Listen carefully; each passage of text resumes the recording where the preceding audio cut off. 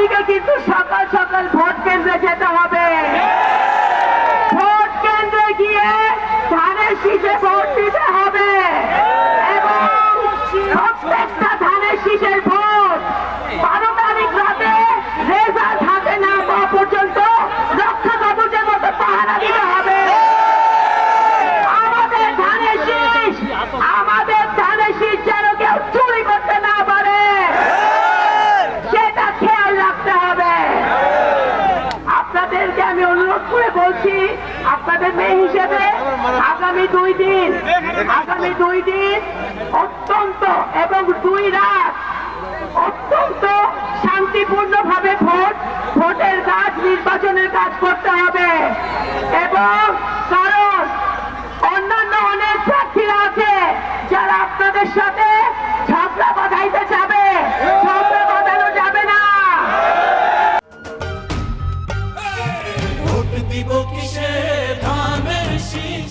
শান্তিপূর্ণভাবে আমাদের 12 তারিখ সকাল 7:30 থেকে বিকাল পর্যন্ত ভোট দিতে হবে। ধানের শীষকে বিজয় লাভ করাতে হবে।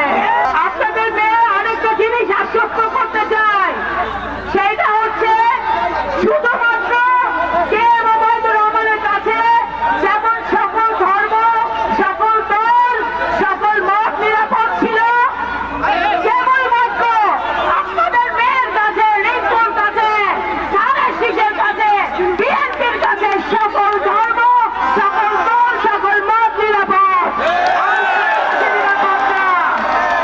প্রত্যেক ধর্মের মানুষ, আমার বাবা প্রত্যেক ধর্ম বর্ণের মানুষকে উনি দেখে রাখতেন। আমার দায়িত্ব আপনাদের বোন হিসেবে সকল মুসলমান, সকল হিন্দু, সকল ধর্মের মানুষকে আমাদের দেখে রাখা এবং সেইটা ইনশাআল্লাহ ধানের শীষের মাধ্যমে বাস্তবায়ন হবে। আলেম ওলামারা, সম্মানিত আলেম ওলামারা এবং সকল ইমামরা শুধুমাত্র ধানের শীষের পতাকা তলে নিরাপদ, আর কোন দলের কাছে তারা নিরাপদ না। আপনাদের বোনের সাথে ছিলেন এই 12ই ফেব্রুয়ারি।